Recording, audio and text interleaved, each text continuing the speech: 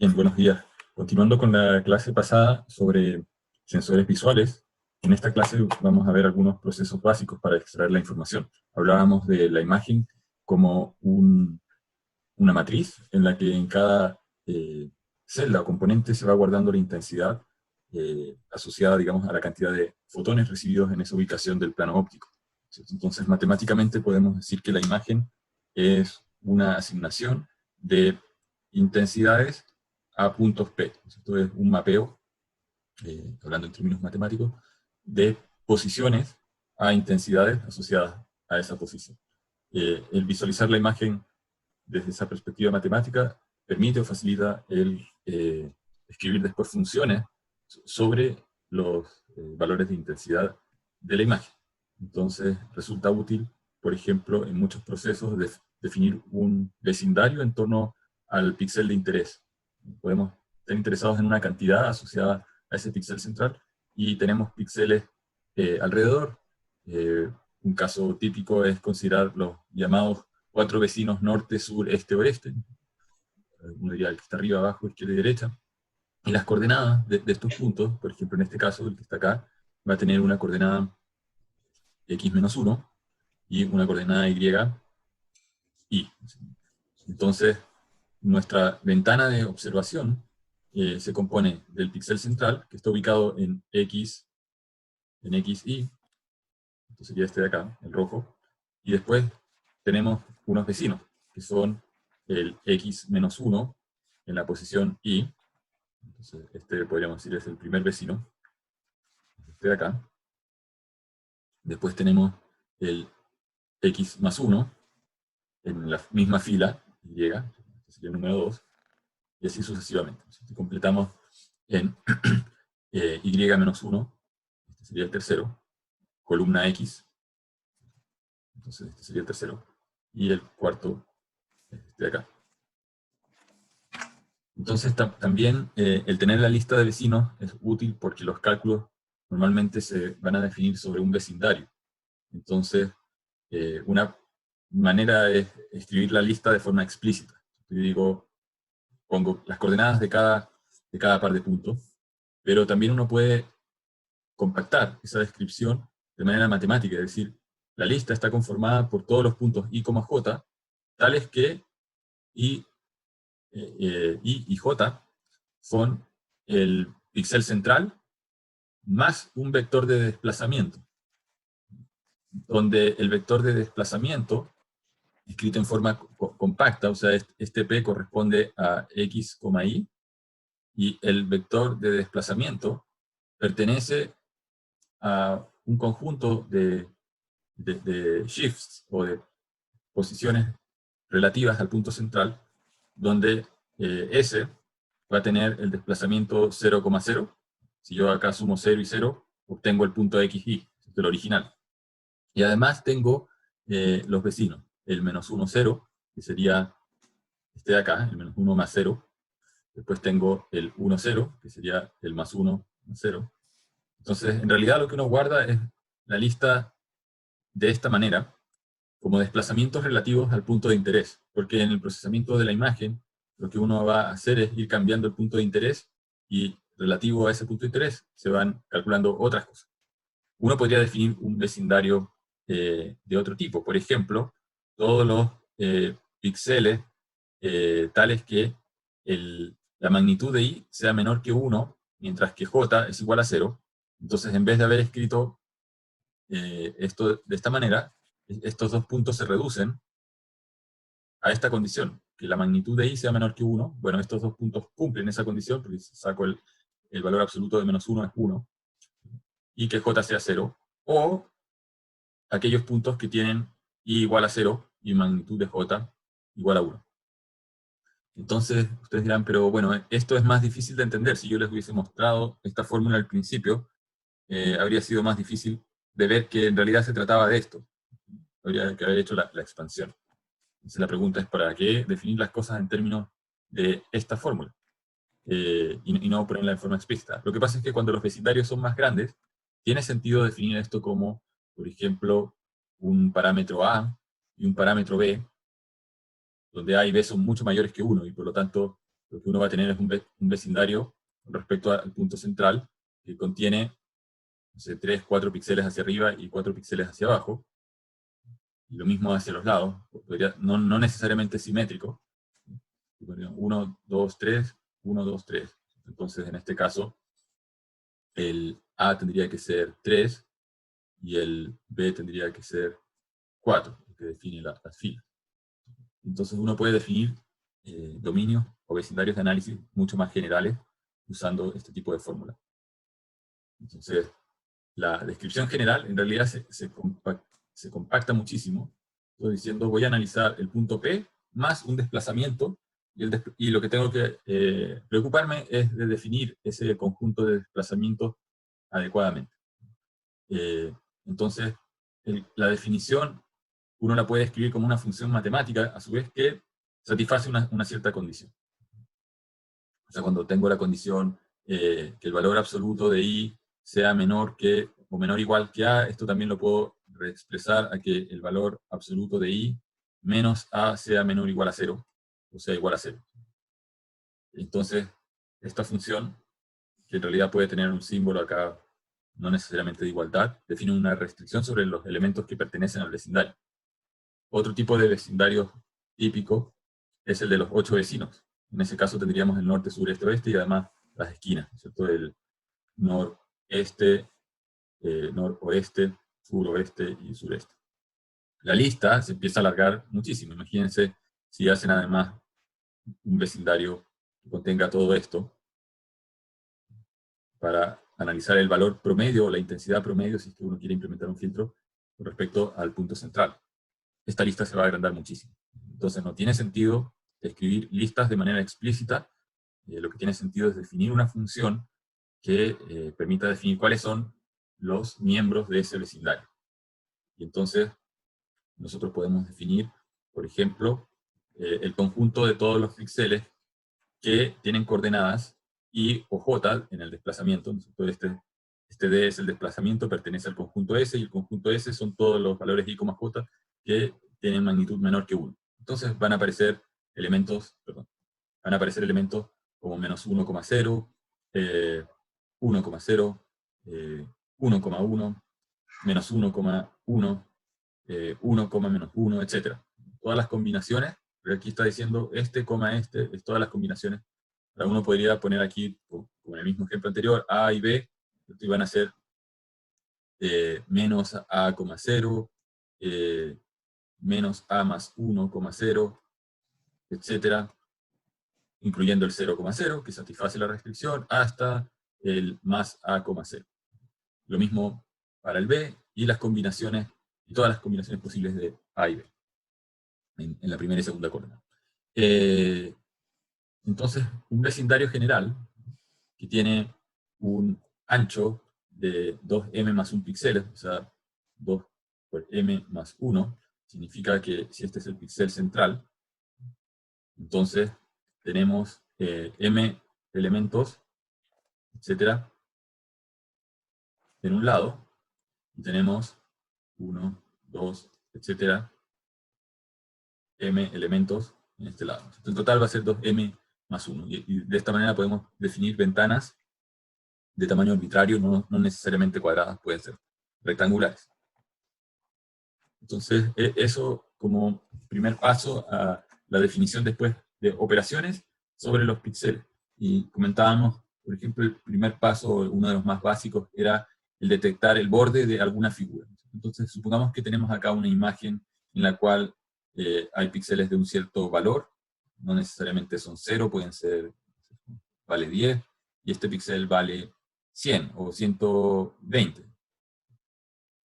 Entonces sabemos que visualmente hay una diferencia de intensidad y por lo tanto esta zona define un borde en la imagen. También podemos ver que aquí hay un borde, pero vamos a analizar una fila en particular barriéndola en este sentido. Entonces, si nos olvidamos del resto de la imagen y vamos copiando acá los píxeles, analizando esto como si fuese una señal, la señal unidimensional aquí es una sola dirección, tiene un valor, y después cambia la intensidad, o sea, es una función rect, y después vuelve a disminuir la intensidad y por lo tanto queda esta forma de la línea azul. Si nosotros tomamos la derivada de una función rect, en este caso es el valor discreto, aquí tendríamos, dijimos, el píxel valor 10, la derivada es el cambio del valor de la intensidad, o sea, cuando tomamos la derivada de i con respecto a p, en particular a p sub x, porque estamos avanzando, esto tiene coordenadas p sub x en esa dirección, y podríamos decir que tenemos coordenadas p sub y en esa otra dirección. En general, en las imágenes, las coordenadas se escriben px y pi hacia abajo, son las coordenadas de la pantalla, siguiendo las coordenadas de las filas. Estas son filas, y estas son columnas.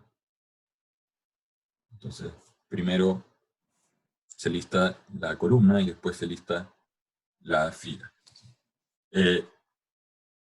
Pero cuando derivamos con respecto a las columnas, o sea, estamos avanzando en esa dirección, nosotros lo que tenemos que hacer es calcular el valor de intensidad en una cierta posición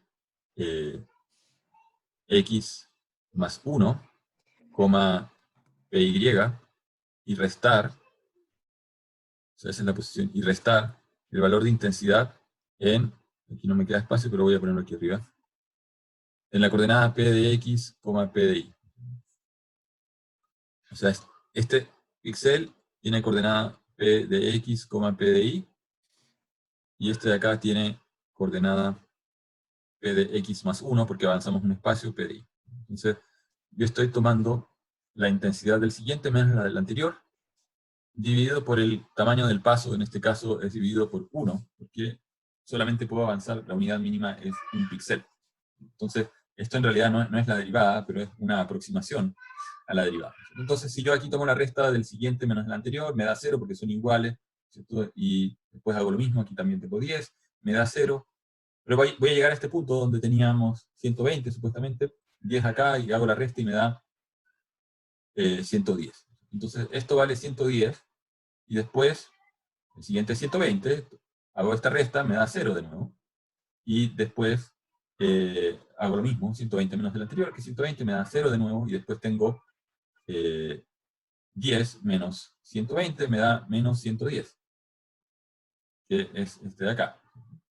Y entonces, yo no puedo representar valores negativos dentro de la imagen. Puedo decir que efectivamente hay un borde aquí, en este otro lado también. Efectivamente es un cambio negativo del borde, de positivo a negativo. Entonces, en el fondo, al calcular la derivada, uno diría, bueno, tengo un impulso de Dirac, si fuese una señal continua, positivo, y después tengo un impulso negativo de Dirac, delta de Dirac. Aquí tengo un delta de Dirac discreto, de amplitud 110, y yo podría tomar el valor absoluto y decir, bueno, cada vez que encuentro un delta de Dirac, estoy en el fondo encontrando un borde.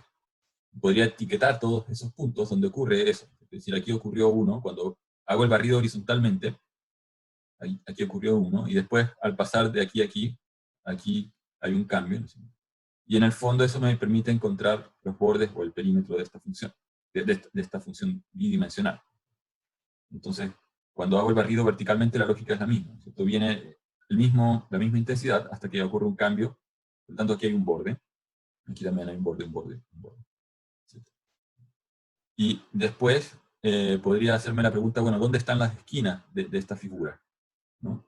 Y el análisis de las esquinas significa tomar, por ejemplo, segundas derivadas. Si yo derivo la imagen de borde, o sea, tomo la derivada donde puse las x en el sentido vertical, me da 0, de acá hay 1, podemos decir que la x equivale a un 1, y donde no hay x equivale a 0. Entonces, 1 menos 1 es 0, hasta que llegamos aquí abajo, ¿no es cierto?, donde no hay nada.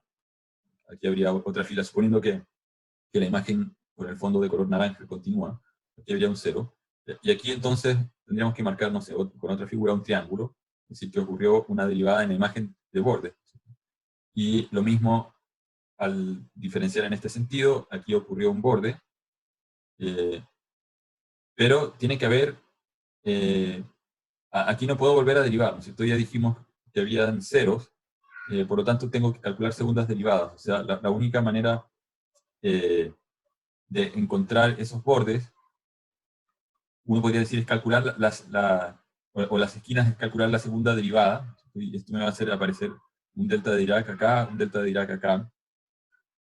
Unir los delta de Dirac con una línea imaginaria, ¿no es cierto? Encontrar la posición central. Y después hacer una intersección de la imagen que se derivó verticalmente con la imagen que se derivó horizontalmente. O dicho de otra manera, voy a borrar todo esto. Y,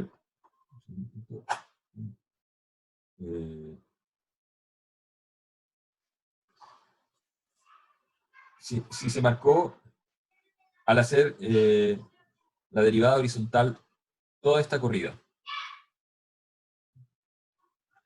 y después al hacer la derivada vertical, se marcó, a ver si puedo cambiar de color. Aquí está.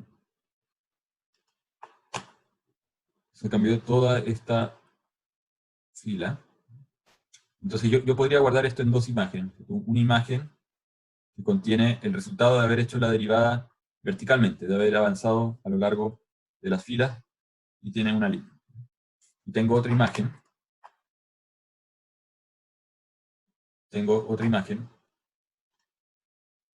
En la cual obtuve el resultado de la derivada horizontal, de haber avanzado en esta dirección. Y después hago un AND. Hago un AND de las dos imágenes y digo, si hay un 1, bueno, esta se llama imagen A, imagen B, entonces hago un AND de A y B. Entonces, si hay un 1 y 1, entonces es igual a 1. Si hay un 1 y 0 es igual a 0, o si hay un 0 y 1 es igual a 0, o si hay un 0 y 0 es igual a 0. Bueno, al hacer el AND solamente se va a rescatar este punto, que es el único donde hay un 1 en una de las imágenes, en la de la derivada vertical, y hay un 1 en la de la derivada horizontal. Por lo tanto, con eso extraigo una esquina. Y lo mismo puedo hacer en otros lugares de la imagen. Y ese segundo proceso sería un proceso de detección de esquinas. La segunda derivada lo que ayuda es a precisar la ubicación del borde, porque en esta explicación simple o en esta visión simplista del cálculo de bordes, al tomar las diferencias, estamos colocando el resultado en el píxel que viene a continuación. Entonces, acá decíamos, tenemos 10, y aquí 10, hacemos este menos el anterior, y colocamos el resultado y lo ponemos acá en 0. Después viene acá este que viene con 110, y este con 10, el resultado, o perdón, 120, el resultado es 110, y lo guardamos acá. Pero en realidad el borde no está.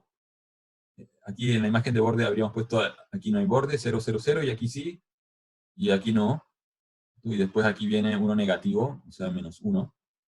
El borde en realidad ocurre acá, en esta línea, pero ahí no hay un píxel. Entonces, la pregunta es cómo identificamos esa posición. Bueno, uno puede hacer el proceso, depende del algoritmo que uno quiera emplear. Hay algoritmos como el que acabo de explicar que son muy simples, y esa simpleza los hace rápidos, pero no precisos. Esto no es exacto en el sentido de que está corrido del lugar real de ocurrencia del borde. Uno podría hacer la derivada barriendo la imagen en el sentido opuesto, que obtendríamos que el menos 1 está acá, y el 1 está acá, al barrer en sentido opuesto. Después uno podría tomar el promedio de las dos imágenes y decir que la ubicación del borde en realidad es el centro de masa de estos dos. Y ahí uno tendría que tener una imagen auxiliar con más píxeles para poder guardar información en medio píxel. Entonces esas técnicas se pueden usar. Otra técnica que resulta muy efectiva es la de calcular la segunda derivada. Entonces, si yo derivo esta imagen, voy a borrar acá, entero, borrar todo. Entonces, esta es una segunda derivada de esta de acá. Entonces, esta señal es en el fondo la derivada segunda de i a dp cuadrado. Esta de acá es derivada de i a dp. Entonces, al pasar resultado anterior por un derivador nuevamente, obtenemos acá, como les decía, un delta de Dirac positivo y aquí un delta de Dirac negativo. Y después podemos trazar esta línea imaginaria para poder encontrar la ubicación subpixel del borde. Ahora, en este caso, probablemente el resultado no cambia. De hecho, no cambia porque aquí hay valores que son binarios, básicamente.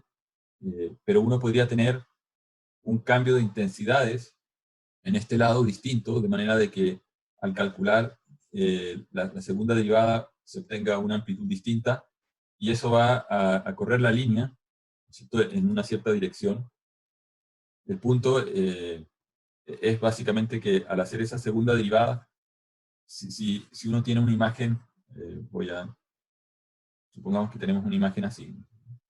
Al hacer esto podría estar relleno de algún color. Al hacer la primera derivada vamos a ver el salto, el cambio, y entonces lo que vamos a obtener es ese borde.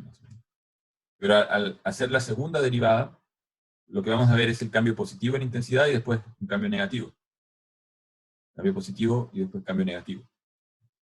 Y lo que se obtiene entonces es una imagen que tiene como una especie de borde doble. Los ojos tienen bordes dobles. Y entonces uno puede descartar zonas por el grosor del borde que uno está observando. Es un proceso un poquito más refinado o de refinación del borde. Con respecto entonces a los detectores de bordes, lo que decíamos es que básicamente corresponden al cálculo de un gradiente o de derivada. Matemáticamente eso es tomar el valor de la función, evaluarlo en una cierta posición P y compararlo con el de esa posición P desplazado en un delta, dividido por el tamaño del delta. Entonces, en la definición formal uno tendría que ser límite cuando delta P tiende a 0. Esa es la definición de la derivada. No podemos en este caso porque el delta P más pequeño es 1. Por lo tanto, el cálculo del gradiente se reduce a esto. Pero ¿por qué comento esto? Porque el cálculo uno lo puede ver como un cálculo de convolución. Aquí, ¿qué es lo que estamos haciendo? Estamos haciendo la suma, en realidad, de la intensidad Fp más 1 sumada a la intensidad Fp, pero con unos ponderadores. Este ponderador tiene el ponderador 1 y este tiene el ponderador 2, en el cual el ponderador 1 vale 1 y el ponderador 2 vale menos 1. Entonces uno puede definir una función wi que contiene los valores w1 igual a 1 y w2 igual a menos 1. O sea, matemáticamente, si nosotros vemos la función w, esta es nuestra función w en función de i, esto es i, el eje horizontal es i, nos está diciendo posición 0, 1, 2, 3, 4, etcétera, 5. Nos está diciendo en la posición 1 tenemos que guardar 1, y en la posición 2 tenemos que guardar menos 1. Entonces, desde la perspectiva del análisis de señales, esta es una señal, vale 0 el resto del tiempo, y la estamos convolucionando con otra señal, que es la señal f. La señal f de i, también uno puede verla como una señal que tiene valores discretos, ¿cierto? 0, 1, 2, 3, etc.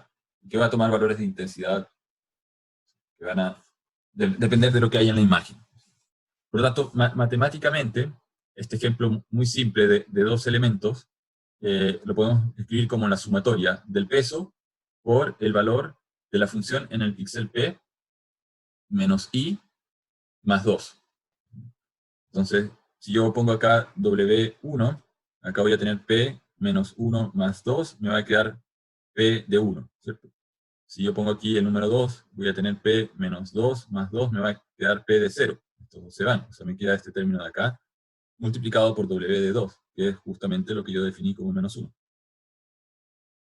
Entonces, esto lo podemos extender a máscaras de convolución más complejas. O sea, yo podría tener una máscara de convolución en la cual tengo 1, 0, menos 1. Esto sería, en el fondo, como hacer el cálculo de fp más 2, y en vez de restar el valor en p más 1, estoy tomando el valor en p menos 1. Estoy dejando un píxel entre medio multiplicado por 0. En realidad, esta función sería más f de p multiplicada por 0, pero este no está. Entonces, cuando uno hace el gradiente bidimensional, esta operación que estamos haciendo a lo largo de una fila, también la podemos hacer a lo largo de una columna. O sea, podríamos tener menos 1, 1, como máscara de convolución o función de convolución a lo largo de las columnas. Entonces, cuando se combinan las dos acciones, uno podría construir una máscara de convolución en la cual tenemos esta función para derivar horizontal y verticalmente al mismo tiempo. Y esto se transforma en esta sumatoria se transforma en una sumatoria doble de la máscara de convolución I, J, f de p menos i, perdón, aquí tenía que poner f de p menos i, p, eso va ahí, p menos j, posición y menos j, posición x menos j, para i igual a 1 al tamaño nx, j igual a 1 al tamaño ny, que es el tamaño de la máscara de convolución. En este caso, esta máscara que es de 2 por 2 tendría esto igual a 2 y esto igual a 2, y ese sería la derivada de f a de p aproximadamente en la ubicación p de x, p de y. Entonces, para distintas ubicaciones hay que calcular estas sumatorias dobles, horizontal y verticalmente, dentro de un vecindario del píxel central. Por esa razón, tiene sentido definir primero un vecindario, ¿no es cierto?, una región. Entonces, si voy a tomar la derivada, voy a comparar el píxel que viene después con el central, y el central con el anterior, y verticalmente lo mismo. El central con el que viene en la fila de más abajo, y el central con respecto a la fila anterior. Esa es una manera de hacer la derivada con los 4 vecinos, y entonces uno podría definir una máscara de convolución en la cual tengo menos 1, 0, 1, menos 1, 0, 1, 0, 0, 0, 0, y calculo esas derivadas. También puedo hacer derivadas direccionales. En realidad, los bordes no son siempre líneas verticales o líneas horizontales. En realidad, uno tiene objetos que son curvos. Y lo que aquí correspondería hacer es moverme, digamos, en una dirección que es ortogonal al borde. El borde es la línea tangente. Lo que pasa es que no sé dónde está esa línea, porque primero tengo que encontrar el borde. Es como el problema del huevo o la gallina. ¿Cómo hago a moverme en esa dirección? El problema lo puedo descomponer y decir, voy a calcular primero la derivada en la dirección horizontal, y después voy a calcular la derivada en la dirección vertical. Y van a salir vectores que van a tener distinta intensidad. Entonces, dependiendo de la intensidad, yo voy a formar un vector gradiente, que es este, que es la intensidad de la variación de f con respecto a x y la intensidad de f con respecto a y. Y voy a multiplicar, aquí estamos haciendo un producto punto con el vector dirección. ¿Qué significa hacer el producto punto con un vector cualquiera? Esto es geometría y álgebra lineal básica, ¿no es cierto? Si tengo dos vectores, el vector A y el vector B, recordarán que el producto punto de A con B es la magnitud de A por la magnitud de B por el coseno del ángulo entre los dos vectores, entre A y B. Si nosotros tenemos un vector que ha sido normalizado, o sea, la magnitud, supongamos, de B es igual a 1, entonces desaparece de esta fórmula, y lo que nosotros estamos haciendo es calcular, básicamente, si este es el ángulo, supongamos que se llama θ, este ángulo que se llama θ, lo que estamos haciendo es calcular la magnitud de A por coseno de θ, que es la proyección ortogonal de A sobre el otro vector. Esto vale A por coseno de θ. Entonces, Si nosotros tenemos un vector gradiente, supongamos que este es nuestro vector nabla df, o lo que es igual a df a dx, df a dy. Al hacer producto punto del vector nabla df, o vector gradiente, con un cierto vector dirección g, supongamos que mi vector dirección g es este, entonces, si mi gradiente está normalizado, esto es como proyectar g sobre el vector nabla f. O dicho de otra manera, uno lo puede ver como proyectar el gradiente sobre g si es que normalizo las direcciones g en vez de normalizar el vector gradiente. Ahora, ¿eso qué significa? Que lo que hemos calculado lo podemos expresar, por ejemplo, como el cálculo con respecto a las direcciones de referencia. La dirección 1, 0 sería la dirección 1,0, sería la horizontal, y la vertical sería la dirección 0,1. Dentro del plano cartesiano, esos puntos, ¿no es cierto? El 0,1 es el vertical y el 1,0 es el horizontal. Entonces, si yo multiplico 1, 0 con el vector gradiente, en el fondo está anulando esta parte y está dejando solamente df de x. Si yo multiplico, en cambio, con 0, 1, está anulando el df de x y solamente está dejando el df de y. Si yo multiplico con respecto a 1, 1, en realidad estoy moviéndome en la dirección de los 45 grados, ¿cierto? Esa es la dirección 1,1. Entonces, esto también lo comento porque uno puede calcular gradientes direccionales y hacer procesos que son de más de una pasada. Entonces, en la primera pasada, uno puede hacer una detección de bordes gruesa, calculo más o menos dónde están los bordes horizontales. Cuando tengo cosas curvas, la parte curva tiene un poquito de gradiente horizontal y un poquito de gradiente vertical, y algo puedo detectar, pero cuando ya empiezo a vislumbrar que hay una cierta zona curva, entonces yo puedo calcular la dirección para cada píxel, ¿no es cierto? Si el píxel forma parte de una curva, yo puedo calcular cuál es el vector tangente, ¿no es cierto? Esos son, en un vecindario tengo que buscar dónde hay píxeles que tengan un 1. O sea, aquí no, aquí no, aquí sí. Voy a entonces a calcular la dirección de ese vector. Entonces tengo uno que está en la coordenada i más 1, j más 1. El del centro es el i, el i, j, perdón. Entonces, al restar, me va a quedar la dirección 1,1. Por lo tanto, sé que en esa dirección hay un borde, sería la línea tangente, y mi ortogonal va a ser el 1, menos 1. Avanzo 1, bajo menos 1 y me queda el ortogonal. Entonces, puedo volver a derivar en la dirección eh, ortogonal al borde, y con eso poder refinar el borde. Y después hay procesos que son necesarios para poder mejorar la ubicación bajo la presencia de ruido. O sea, ¿cuál es el problema con tomar derivadas? Y en realidad en la imagen, si es que uno ve la señal de intensidades, lo que uno ve es cosas de este estilo. Uno no ve este borde ideal así, eso sería un caso ideal. Lo que uno ve es que los píxeles están variando levemente, puede que estén variando en valores 10, 11, 9, 7, después hay otros 13 por acá, etc. Y localmente están variando, por lo tanto, al tomar derivadas, aquí estoy exagerando un poco el dibujo, pero al tomar derivadas de esa señal, lo que resulta es eh, un montón de pics, ¿no es cierto? Porque en el fondo lo que está ocurriendo es que estoy calculando la pendiente acá. Esto no es un delta de Dirac, pero tengo acá uno negativo, positivo, entonces tengo esto. Y aquí efectivamente hay un borde bien marcado, entonces voy a tener un pic más grande, y después voy a tener pendientes positivas, negativas.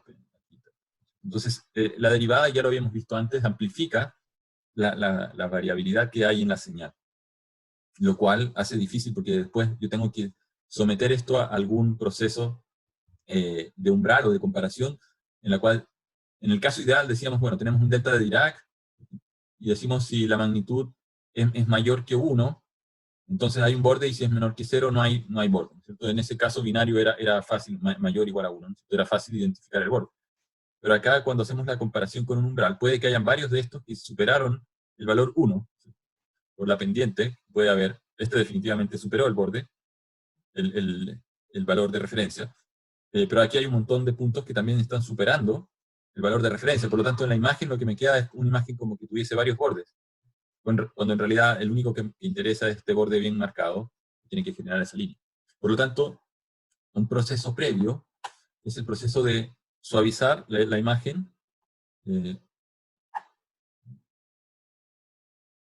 Entonces, si tenemos una imagen que tiene una cierta intensidad de ruido, entonces uno podría tomar el promedio de los puntos adyacentes y decir que el valor promedio en esta zona es ese. Entonces, después uno se desplaza una cierta cantidad y decir que el valor promedio es otro.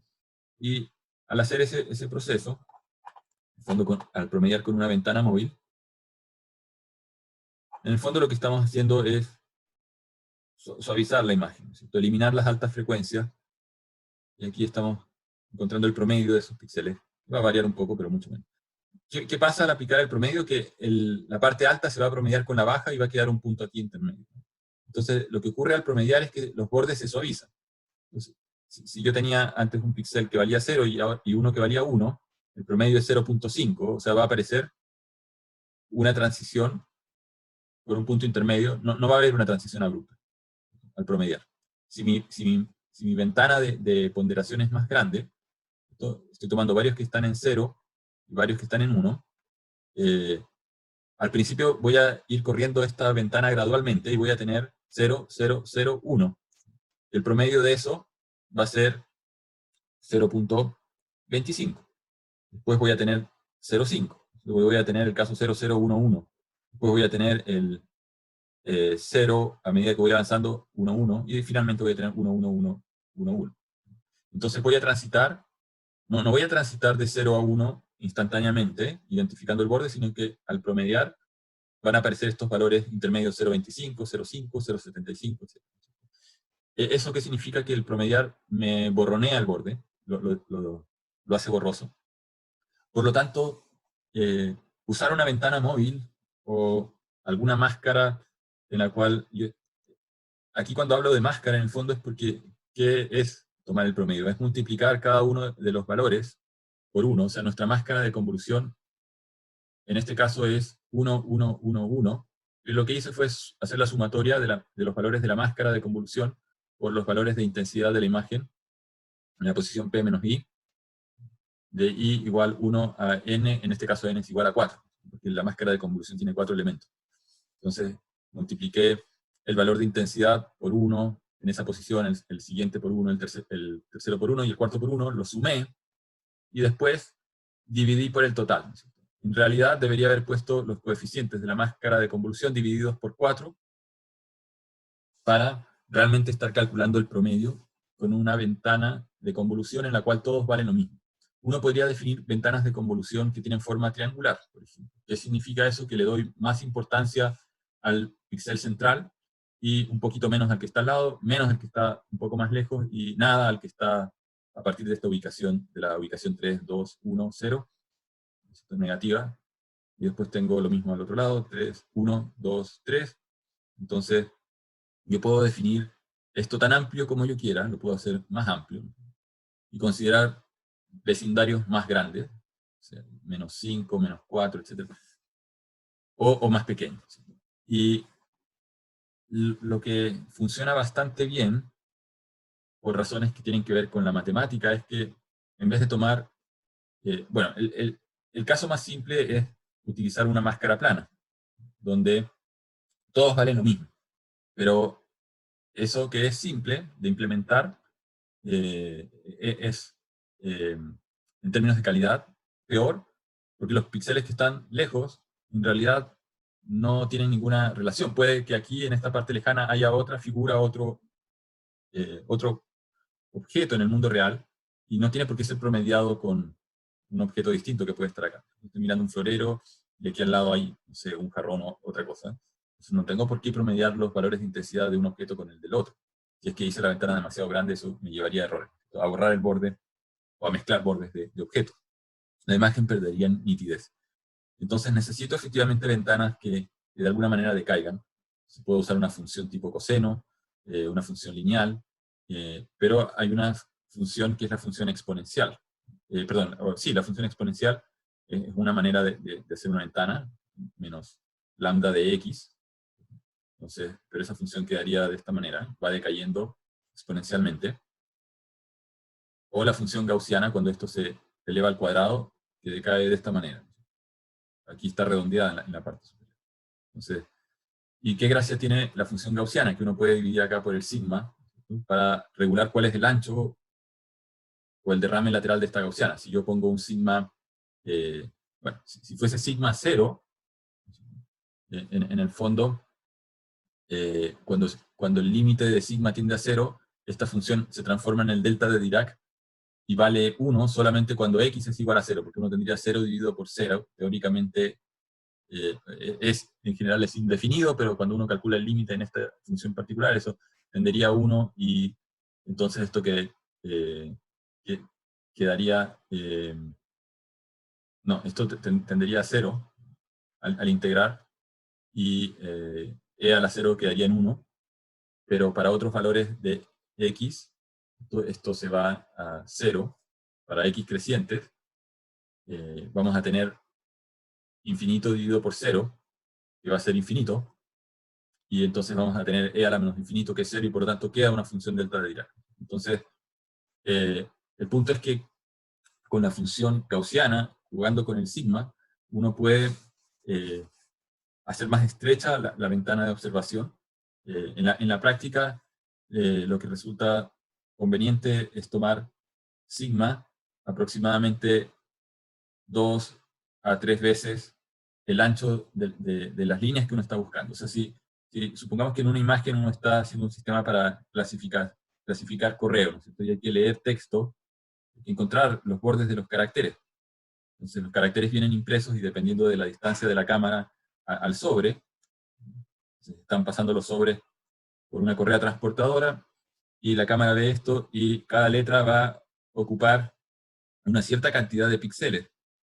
Si el tamaño del carácter tiene un ancho de un par de píxeles, lo lógico sería agregar un par de píxeles más en el borde para poder suavizar la zona, ¿no es cierto? No puedo calcular el promedio tomando solamente un píxel, y tampoco me conviene tomar una ventana del tamaño de 10 píxeles, porque voy a promediar cosas que no son parte del carácter con el carácter, y al final se me va a borronear todo el carácter. Entonces, para el cálculo de bordes necesito tomar una ventana de observación que sea más o menos proporcional, en un factor, en realidad, incluso en algunos casos, esto va a depender del nivel de ruido, porque mientras más ancho hago la gaussiana, más elimina el ruido, se vuelve un filtro pasabajo mucho más intenso. Pero mientras más ancho se hace, también se pierde la información de los bordes que uno quiere rescatar. Entonces, voy a borrar todo. Entonces, como les decía, aquí el primer paso es un filtro pasabajo, un low pass filter, ¿no es cierto?, que uno podría decir es el promedio móvil con ventana W, y la ventana puede tener forma gaussiana o puede ser una ventana cuadrada plana. Entonces esto elimina el ruido. ¿Ya? Entonces aquí viene la imagen, y aquí tengo una imagen y barra que no tiene ruido, supuestamente. Y después viene otro proceso que es el derivador. El derivador de la imagen, y aquí tenemos la imagen de bordes, podemos ponerle la imagen B, imagen de bordes. Entonces, ambos procesos son una convolución. O sea, la sumatoria de una función f de x multiplicada por w de x menos i para x igual 1 a n, esto es una convolución discreta. Que han hecho análisis de señales se tienen que acordar de eso. Esto en realidad uno lo escribe como f, y se usa este símbolo de estrella para indicar convolución. Y la convolución, una de las propiedades que tiene es que es conmutativa. O sea, la convolución de f con w es lo mismo que la convolución de w con f. Y también es distributiva sobre el producto. O sea, si yo este resultado lo llamo función g, y hago la convolución de otra función h con g, esto es lo mismo que convolucionar h con f con w. Y como se cumple la distributividad sobre el producto, esto es lo mismo que convolucionar h con f, y ese resultado convolucionarlo con w. O si yo intercambio el orden de las cosas, esto podría haber dejado h por la conmutatividad, h convolucionado con w, y ese resultado convolucionarlo con f. Entonces, ¿por qué planteo todo esto? Vamos a borrar. Porque, por un lado, dijimos vamos a calcular la derivada. Y voy a escribir esto como una señal menos 1, 0, 1. Habíamos partido con menos 1, 1 como la derivada más simple, ¿no es cierto? El píxel siguiente menos el anterior dividido por 1. Pero podemos dejar esto como una máscara simétrica centrada con respecto a un píxel. Entonces estamos tomando el siguiente menos el anterior y estamos definiendo la derivada de esa manera. Entonces esto es la máscara, podemos poner sub d de derivada. Después tenemos una máscara que es la máscara pasabajos, low pass, que podríamos definirla como el valor promedio de los píxeles.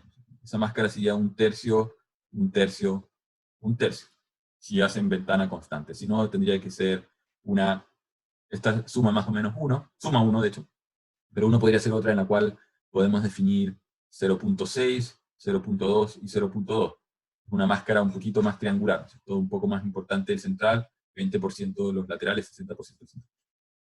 Da lo mismo como es.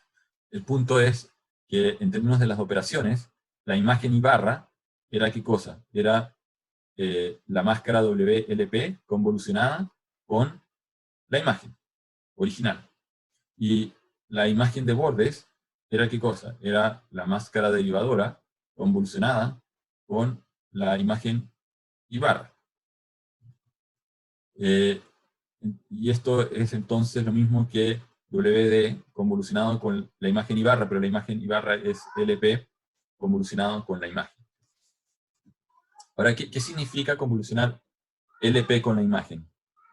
Era esta sumatoria, ¿no es cierto?, de I igual 1 a 3 de la máscara LP de I sobre la imagen, P menos I.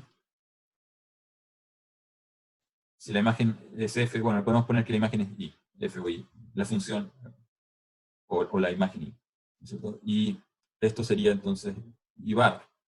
¿I barra de qué? I barra de P, de la posición P. Pero esto lo tenemos que calcular para todas las posiciones de la imagen, ¿no es cierto? Si la imagen tiene, supongamos, 1000 columnas, ¿no es cierto? Es una imagen de 1000 columnas, 1000 columnas por 800 filas, hay que hacer esto en las 1000 columnas. ¿No es cierto? Entonces, hay que hacer 1000 sumatorias de 3 elementos corriendo la máscara. Y va a salir como resultado una imagen y barra que tiene el promedio de los 3 píxeles vecinos, se promedian, se guardan en un punto. Después tomo los 3 siguientes, desplazados en una unidad, los promedio y los pongo ahí, y así sucesivamente voy avanzando. En realidad me queda una imagen que va a ser en realidad de 998 valores porque hay valores en los bordes que no puedo calcular, a menos de que la imagen la parche con un 0 fuera del área, ¿no es cierto?, y multiplique 0 por el valor de la máscara de convolución. Hay algunos que parchan la imagen poniendo ceros alrededor, hay otros que simplemente generan una imagen más pequeña. Pero eso es un detalle, digamos, práctico. El punto es que casi tenemos 1000 píxeles. Y después viene la segunda operación, que es aplicar la máscara derivadora, que también es de tamaño 3, a la imagen y barra. O sea, vamos a tener que hacer nuevamente prácticamente 1000 veces sumatorias de 3 elementos. Entonces, al final, por cada línea, hemos hecho 2000 sumatorias de 3 elementos. 2000 por 3 productos, ¿cierto? Porque estoy multiplicando el coeficiente por el valor de la imagen, hay que multiplicar 3 veces, sumar, y el costo computacional entonces es 2000 por 3. Ese es el costo por fila, después esto habría que multiplicarlo por el número de filas. ¿Qué pasa si yo hubiese hecho primero esto? La convolución de omega sub d o de w sub d con w sub lp. En el fondo aquí calculo una nueva señal, ¿no? Esto es tomar, lo podemos llamar la señal h. Esa señal h es la sumatoria de w sub d de i, para i igual 1 a 3, multiplicado por WLP de la posición menos I. Y eso es para calcular el H de la posición P, pero en este caso el WLP toma el rol que antes tenía la imagen, ¿no es cierto? Y este WLP no es de 1000 columnas, es solamente de 3. Por lo tanto, esto es una operación de 3 productos para 3 posiciones. O sea, tengo 9 productos. ¿Ya? Y el resultado entonces me queda como una máscara que se agranda. eh, si tenía 3 posiciones, al hacer la convolución de este con el de acá, a lo más se va a agrandar eh, puede quedar del mismo tamaño, ahí depende cómo uno defina el resultado, o uno lo puede extender en 2 posiciones más y 2 posiciones más. O sea, se extiende. O sea, si una máscara tiene ancho N y la otra máscara LP tiene ancho M, en realidad el resultado va a ser N más M, o debería ser N más M medios por 2. Si M era de tamaño 3, quedaría 1.5,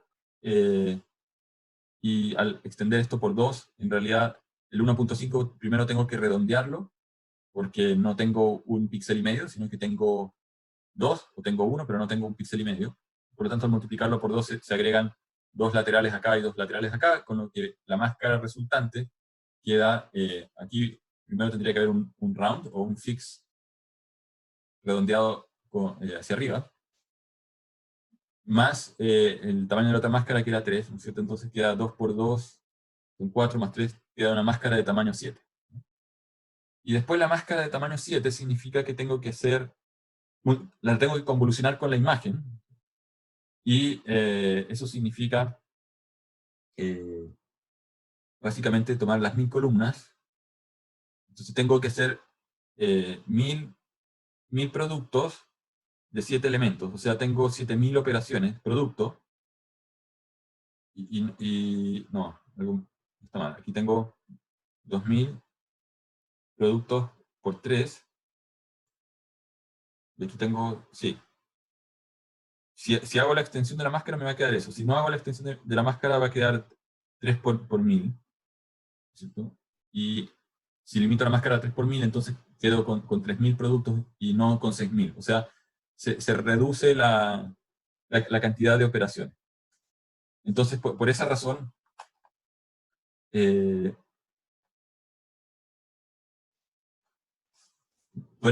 tiene sentido, en vez de hacer las operaciones secuenciales con la máscara laplaciana, ¿cierto? Laplaciana es la segunda derivada.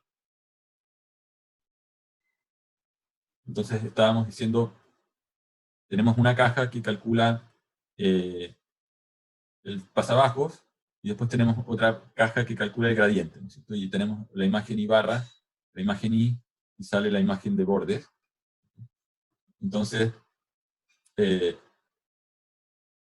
el fondo, esta caja es una máscara que tiene elementos LW, L sub P, y esta tiene W sub D de derivador. Podemos hacer el derivador laplaciano, que es en realidad derivar 2 veces, y esa es otra máscara. Entonces, estas dos máscaras las podemos juntar en una sola caja que contenga WLP convolucionado con WD, a la cual ingresa I y sale B. Entonces, ¿qué significa hacer la convolución de las dos operaciones? Significa, en el fondo, aplicarle el gradiente doble a la máscara, en este caso una máscara que es gaussiana. Entonces, aquí está la función exponencial elevado a la x cuadrado más y cuadrado. Es una función. Nosotros vemos la función gaussiana bivariada o en dos dimensiones, tiene esta forma, ¿cierto? Donde está la magnitud. En el caso escalar, uno decía e a la menos x cuadrado medios dividido por sigma cuadrado, ¿no es cierto? Esto está en el exponente, y aquí 1 partido por raíz de 2 pi elevado al número de dimensiones que tiene la función, en este caso el n es igual a 2, por sigma cuadrado. Entonces, la raíz se va y queda 2pi sigma cuadrado. En el caso, digamos, cuando uno calculaba la función normal o la distribución normal, uno decía x menos la media, ¿no es cierto? X menos mu al cuadrado, si recuerdo. Ya, aquí el mu no está porque estamos centrados, el mu es 0, es la coordenada 0,0. Está en el centro, entonces es solamente la magnitud de la posición al cuadrado dividido por 2 sigma cuadrado.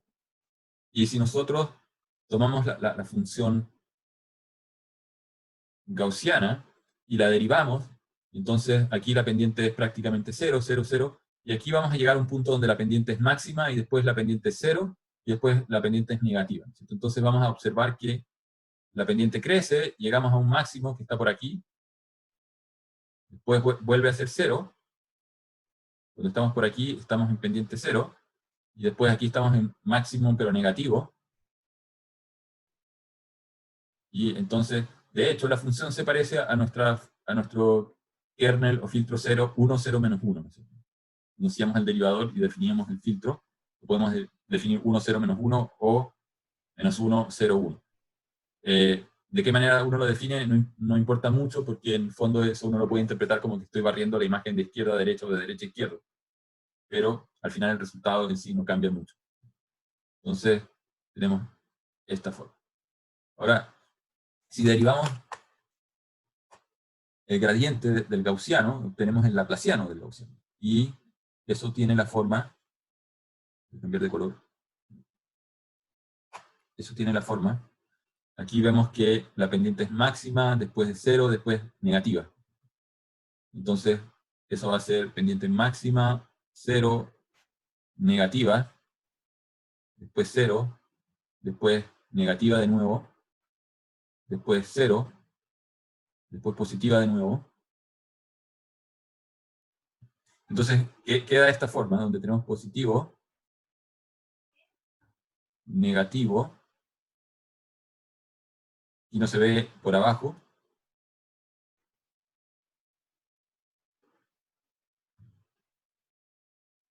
Negativo eso. O sea, algunos le dicen la función del sombrero mexicano, es como un sombrero mexicano visto de vuelta, ¿no? Dado de cabeza. Los típicos le dicen Mexican hat. Cuando uno ve una máscara de convolución Mexican hat, se refiere a sombrero mexicano. Es eso, es el laplaciano del gaussiano. Otros escriben LOG, que es Laplacian of Gaussian. Entonces, cuando uno dice estoy convolucionando con un log, en realidad tienen que saber que ahí hay dos operaciones mezcladas. Un gradiente doble laplaciano con una máscara de convolución gaussiana. Nosotros podemos ver esto matemáticamente si nosotros definimos la función gaussiana de manera radial, ¿no es cierto? Si utilizo coordenadas radiales, voy a tratar de hacer acá un dibujo.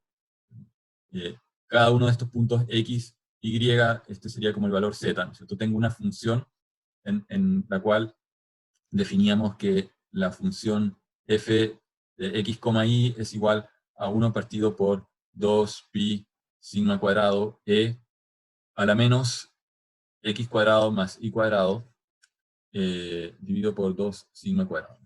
Nosotros podemos definir que una posición en el plano x, y también se puede parametrizar por la distancia al origen y decir que esto es una posición que está en la coordenada radial r, θ. Hay un ángulo θ, visto desde arriba sería usar coordenadas polares. Ese punto está en un cierto ángulo θ medido con respecto al x, y a una cierta distancia con respecto al origen, donde decimos que esa distancia es R.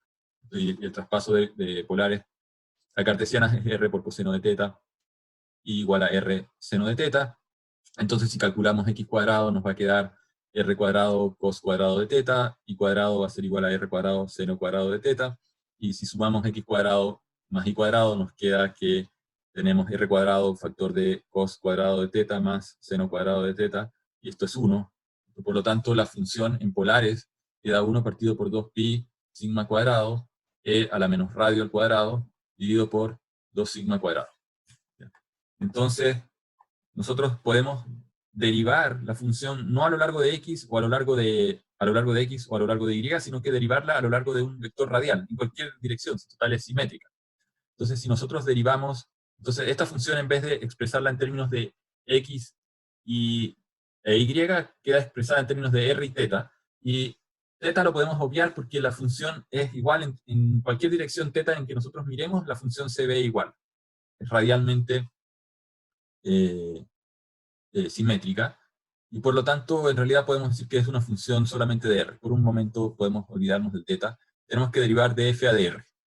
Esa es la derivada de esta función que tenemos que calcular. Entonces, bueno, todo esto es una constante, llamémoslo por un momento a, y esto también es otra constante que podríamos decir que es b, y en realidad lo que estamos derivando es la función, voy a borrar acá todo esto, estamos derivando la función f de r igual a e a la menos b r cuadrado. Entonces, derivamos f a de r, esto va a ser a menos el exponente b,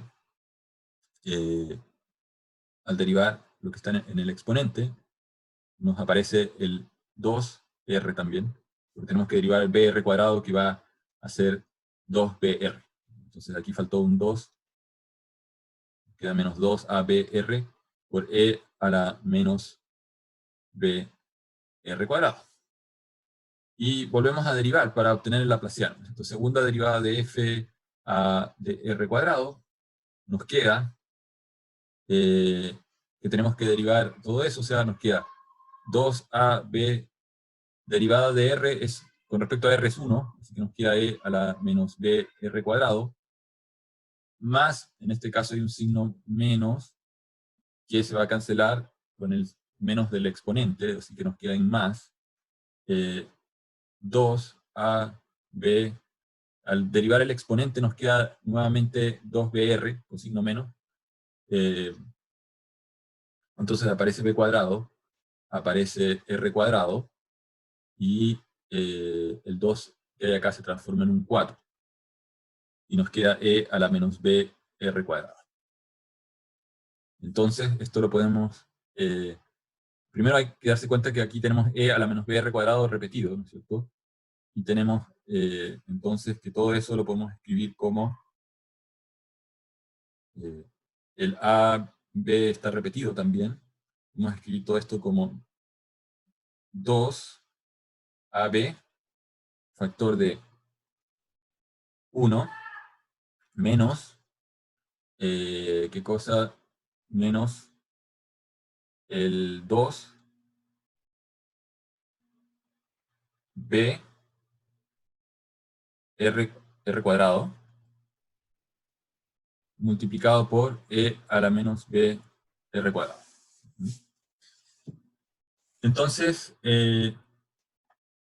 aquí pueden fijarse que, bueno, esto es una constante. Da lo mismo cuánto vale, pero tiene signo negativo. No da lo mismo, pero por el momento da lo mismo, es un número. Y aquí tenemos una función que es parabólica. O sea, tenemos 1 menos 2br cuadrado, que es una parábola hacia abajo, porque cuando r es 0, esto vale 1. Entonces, si aquí está el 0, y esto es r, entonces cuando r vale 0 tenemos 1. Y cuando esto va creciendo, esto va a tener en algún punto un cruce por 0. O sea, cuando r sea igual a 1 partido por raíz de 2b, vamos a tener que esto nos va a quedar en 0. Entonces, ese punto de ahí es el punto 1 partido por raíz de 2b. Y después sigue bajando esta parábola.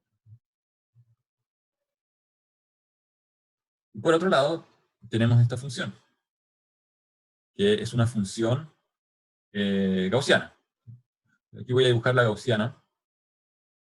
No sé si está en la escala correcta o no, pero más que nada el propósito es que se hagan una idea de cómo es que se forma este sombrero mexicano, ¿no es cierto? Porque aquí la función exponencial, perdón, la función gaussiana eh, converge a cero en infinito, ¿no es cierto? Y la que converge a cero más rápido eh, es, y anula el crecimiento negativo de la función parabólica es la gaussiana. Por lo tanto, cuando tenemos cero, esto converge a cero, multiplicado por una parabólica que puede valer, no sé, menos 8000, aquí, por cero, es prácticamente cero, porque la exponencial va más rápido que cualquier función o potencia, ¿no es cierto? Entonces, al final lo que ocurre es que la multiplicación, eh, aquí se va a generar un 0 por algo, que es 0. Aquí vamos a tener un máximo. Entonces vamos a tener este número por la parabólica, va a ser un número máximo. Después vamos a tener algo negativo, que es la parabólica por algo positivo, pero la parabólica inicialmente gana. Y después empieza a ganar la exponencial, o sea, esto empieza a torcerse y convergerse. Entonces se forma este sombrero mexicano. Ahora teníamos un signo menos, por eso el sombrero mexicano está dado vuelta, está hacia abajo. Aquí me falló. Tiene la forma de esto. De ahí sale, aquí está explicado lo que acabamos de hacer paso por paso y van a ver que la forma que tiene corresponde a eso. Entonces, si tenemos una imagen original, esto de hecho es afuera del campus, y hacemos el borroneo usando el filtro gaussiano, vamos a terminar en eso. Y si después hacemos el laplaciano del gaussiano, aparecen los bordes. Y aquí no se entiende muy bien lo que pasa, pero hay una imagen borrosa que tiene como una especie de brillo. Aquí no sé si se fijan, pero hay una doble línea. Y eso es porque todavía no he comparado esto con un umbral. Digamos. Tenemos que calcular los bordes, pero después tenemos que comparar si es que estos pics que salen, que aquí están mezclados, son o no mayores que un cierto valor. Y al hacer esa comparación, entonces, los puntos que satisfacen esas condiciones son los que están acá puestos en blanco y el resto se etiquetan en cero y aparecen los bordes.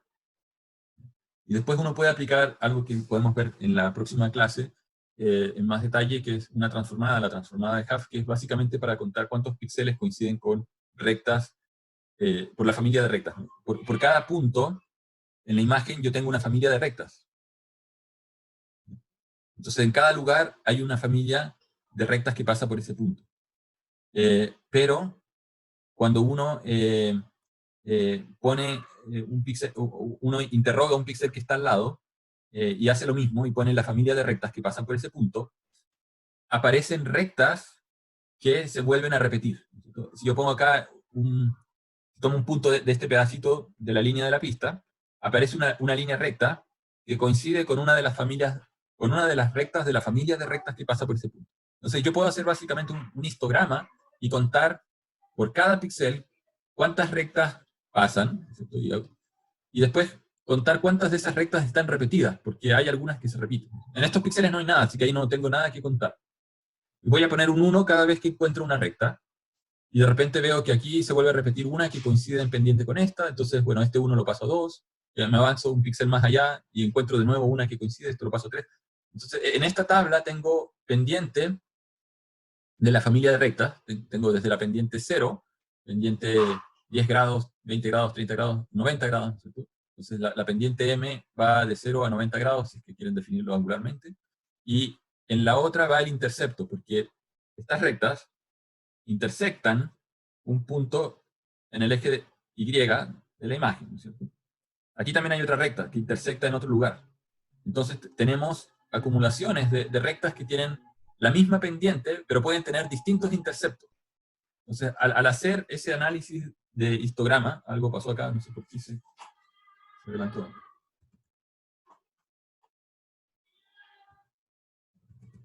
Entonces, al hacer ese análisis, se crea esta tabla. Esta tabla está organizada en este caso con ángulos, θ, e interceptos B. Y se generan puntos de acumulación. Uno dice, aquí hay zonas donde hay muchas rectas que tienen ángulo θ 20 e intercepto B igual a, no sé, 1000 y tanto.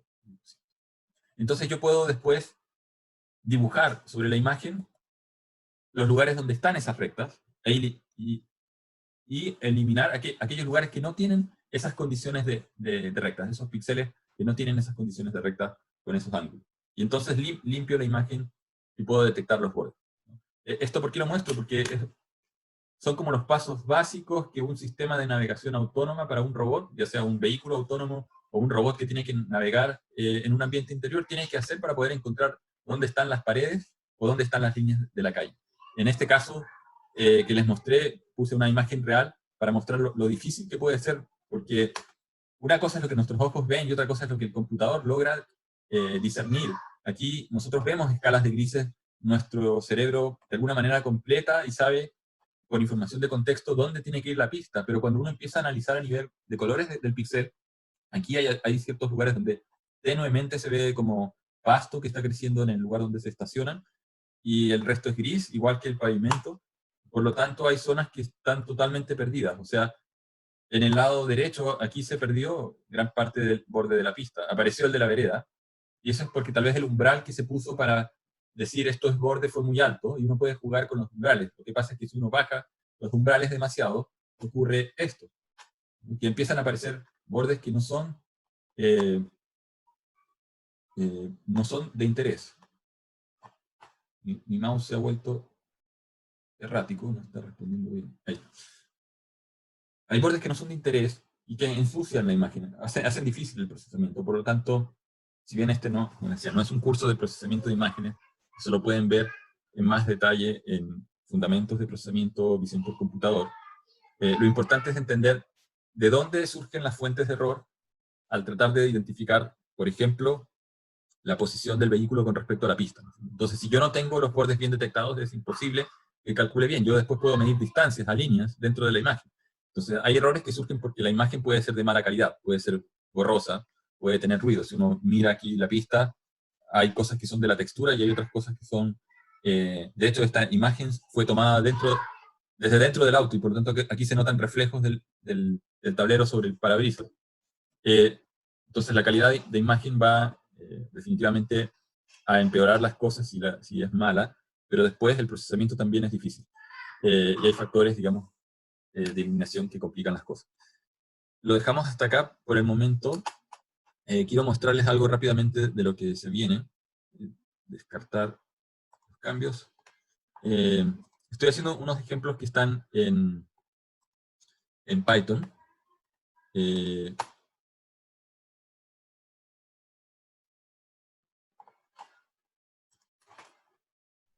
Porque vamos a hacer algunos procesos de imágenes para calcular algunas cosas básicas en la siguiente tarea. Entonces, en el primer ejemplo, simplemente les muestro cómo, cargando la librería de OpenCV, que se llama CV2, para instalarla están acá los 3 pasos. Hay que tener previamente instalado el Python completo, y yo les recomiendo que usen WinPython o Anaconda. Después les puedo dar más detalles sobre eso también. Pero teniendo eso instalado, basta ejecutar un comando que se llama pip install opencv-python. Eso les va a agregar la librería de OpenCV. Y después hay algunos tutoriales donde pueden encontrar también más información, que eso sería el siguiente paso. Y aquí básicamente lo que hice fue tomar el código del tutorial y adaptarlo. Y hay 3 funciones esenciales: leer la imagen, read, hay que poner el nombre del archivo, y eso les va a cargar una matriz.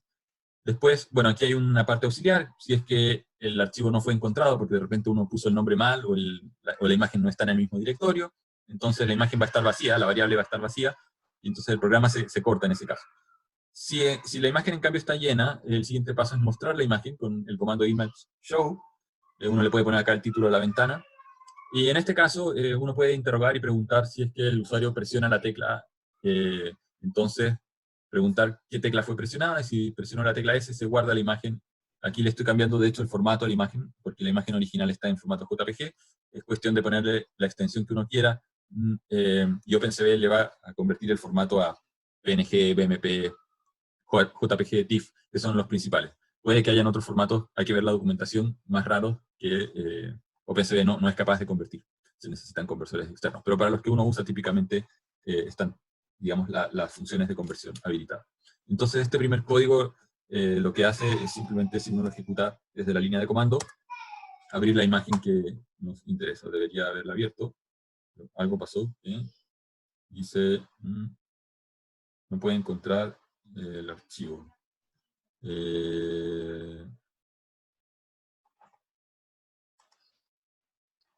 A ver. ¿Habré cambiado algo? Voy a... Robot Vintage 5 JPG. A ver, la imagen 2. Ahí está, funciona. Entonces...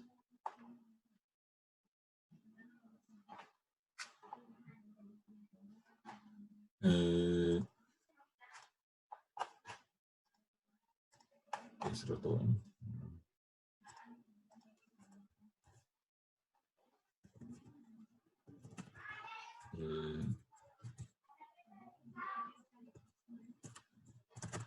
Así, me había equivocado yo en el archivo. Entonces lo único que hace es cargar esta imagen. Y el segundo proceso muestra lo mismo, ¿no es cierto? Cargar la imagen, desplegarla, y cuando se presiona una tecla, el programa avanza, ¿no es cierto? El programa se queda detenido ahí. La diferencia aquí es que estoy usando la función cv OpenCV wait key, y el 0 significa que se quede detenido por siempre mientras uno no presione una tecla, y si se presiona la tecla, ese valor se guarda en la variable k. Aquí estoy deteniendo el programa, pero no me interesa la tecla que presionaron, así que no la guardo en ninguna variable. Después estoy imprimiendo la dimensión que tiene la imagen y el número de dimensiones, la forma que tiene la imagen y el número de dimensiones. ¿Ya? Y aquí esto es para mostrar que entonces aquí abajo se demuestra que la forma es 420 por 800, o sea, 420 filas por 800 columnas por 3 canales. Cuando uno consulta el número de dimensiones, quiere decir que la imagen está con planos de 420 por 800 agrupados en 3 capas. Y esos corresponden a los canales rojo, verde y azul. ¿Ya? Entonces, de hecho, voy a extraer de la imagen, porque la función ImageRead guardó la información en esta matriz de 3 capas, en una variable que se llama IM. Que hay un punto intermedio.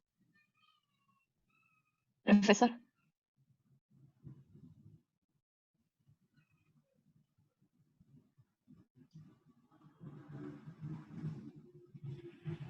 Profesor, tiene el micrófono apagado. Ah, ya.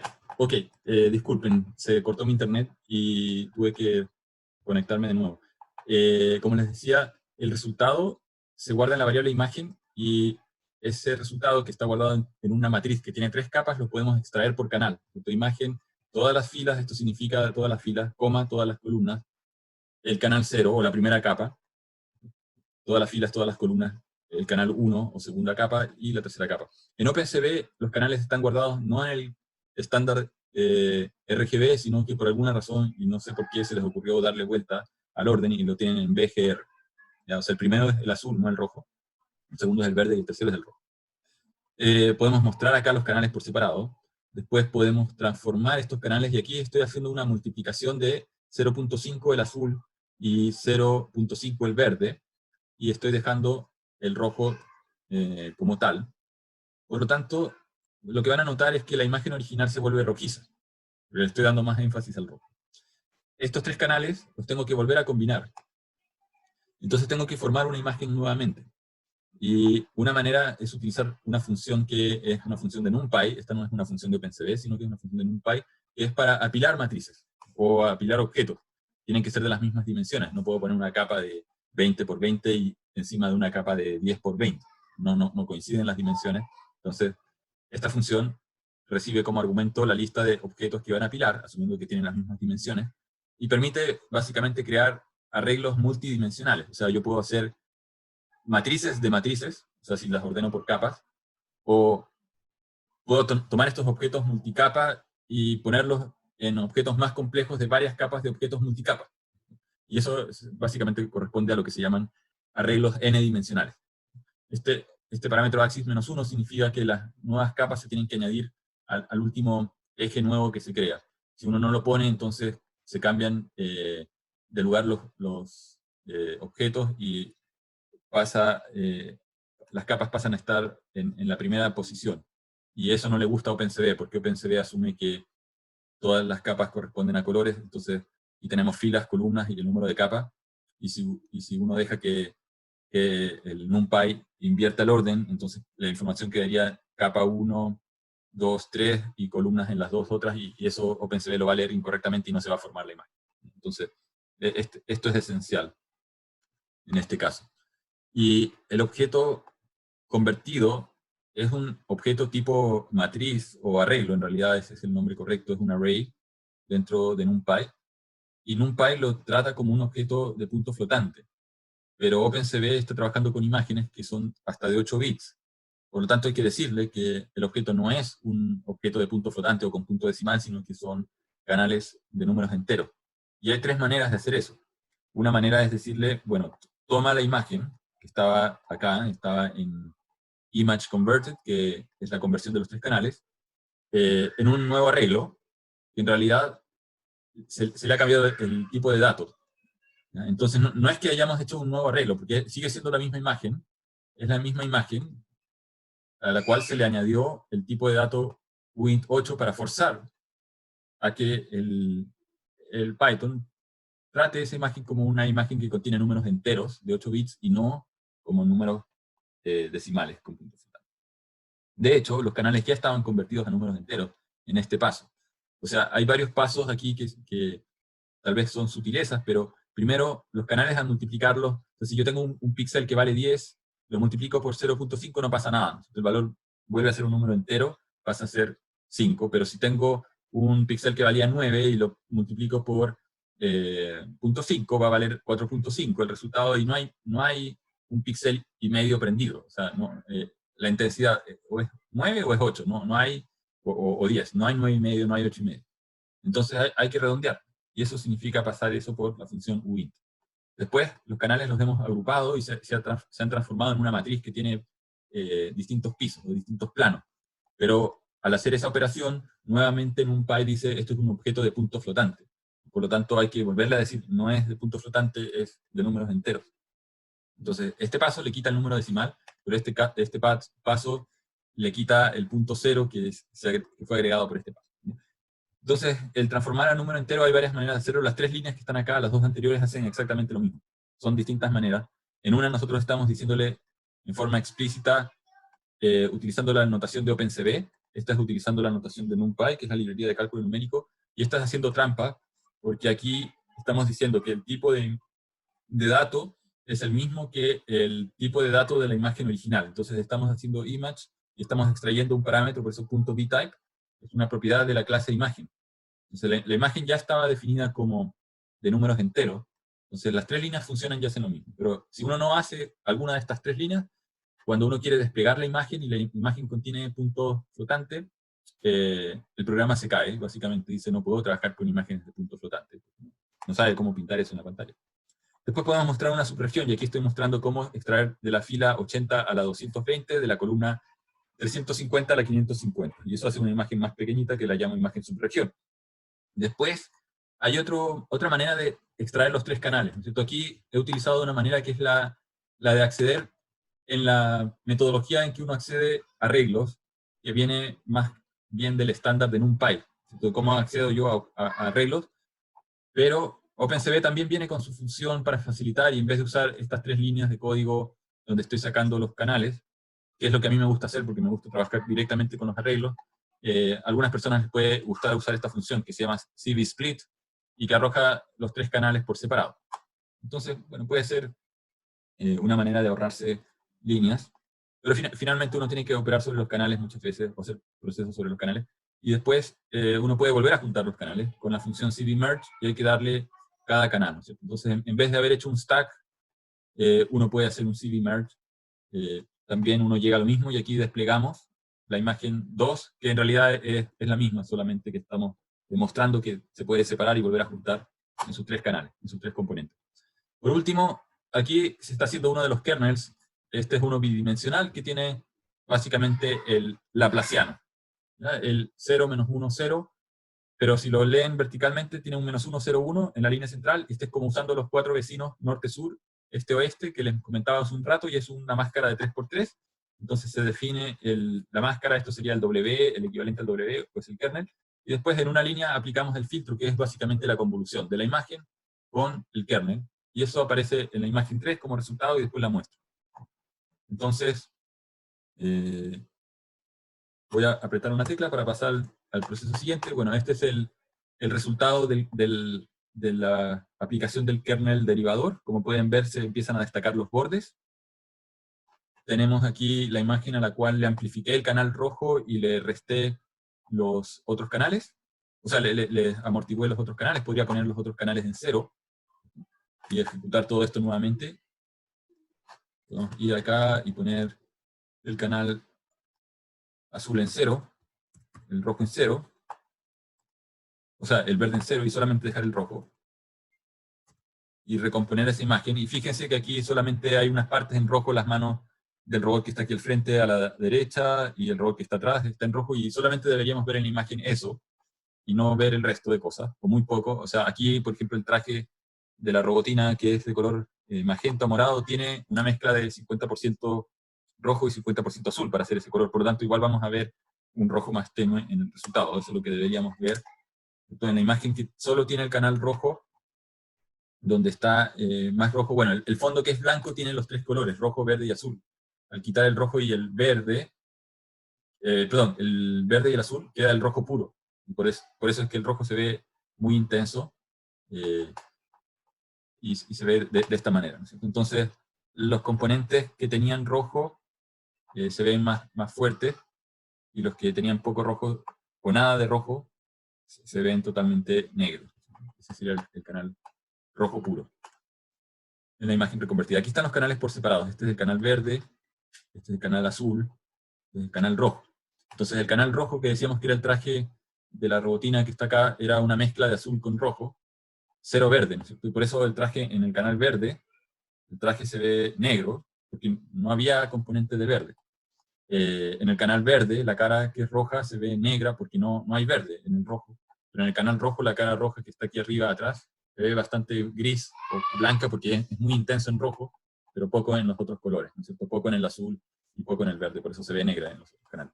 Entonces, esto es como también una parte del procesamiento básico que uno hace si es que uno está haciendo procesamiento basado en colores y quiere realzar ciertas zonas y amortiguar otras. Si yo quiero detectar, no sé, manzanas o frutas que son de color rojo en una planta contra el fondo verde, lo que yo haría es amplificar el color rojo y atenuar los verdes.